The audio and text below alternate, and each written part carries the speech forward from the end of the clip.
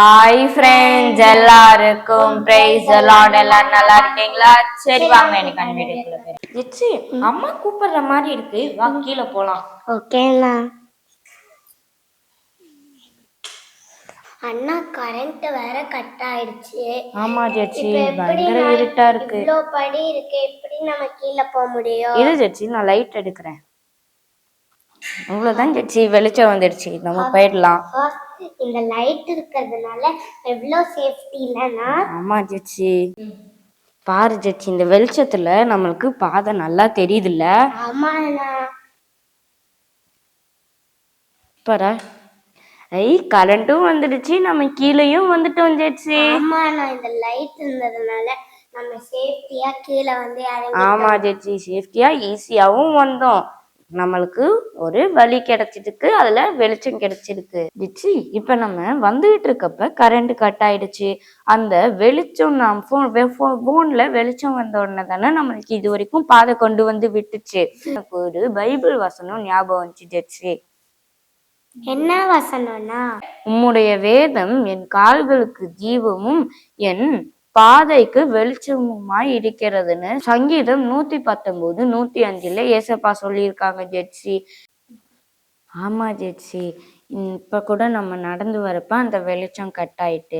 இப்ப நான் இந்த வசனம் சொன்னேன் பத்தியா, நம்ம எவ்வளவுக்கு எவ்வளோ இந்த வசனத்தை படிக்கிறோமோ, நம்ம இருதயத்துக்குள்ள இருக்கோமோ, ஏசப்பா நம்மளுக்கு எவ்வளவு வெளிச்சத்தை உண்டாக்குவாங்க. நம்மளுக்குன்னு ஏசப்பா பாதைகளை வச்சிருக்காங்க. அதுல நம்ம இந்த வசனத்தை படிச்சோம்னா, அந்த வழியில நடந்தோம்னா ஏசப்பா அந்த வெளிச்சங்களை ஆன் பண்ணுவாங்க.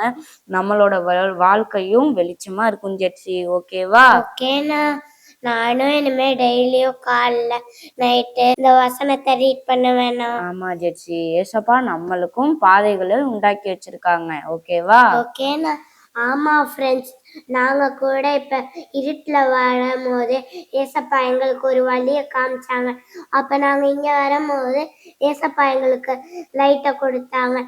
அதே மாதிரி நம்ம எவ்வளோக்கு எவ்வளோ வசனம் படிக்கிறோமோ ஏசப்பா நம்மளுக்கு கரெக்டான வழியை காமிச்சு நம்ம இதயத்துக்குள்ள இருப்பாங்க ஃப்ரெண்ட்ஸ். இப்ப நம்ம ப்ரேயர் பண்ணலாமா? அண்ணா, நீ ப்ரேயர் பண்றியா? அன்புள்ள ஏசப்பா, இந்த நாளை தந்ததுக்காக நன்றி. இந்த நாளிலும் ஏசப்பா, நீங்க சொல்லியிருக்கீங்க நாங்க எவ்வளோக்கு எவ்வளோ உங்களுடைய வசனத்தை படிக்கிறோமோ அந்த அவ்வளோக்கு அவ்வளோ நீங்க எங்க வாழ்க்கையில வெளிச்சத்தை உண்டாக்குவீங்கன்னு ஏசப்பா, நாங்க உங்களுடைய வசனத்தை டெய்லி படிக்க நீங்க உதவி செய்யுங்க.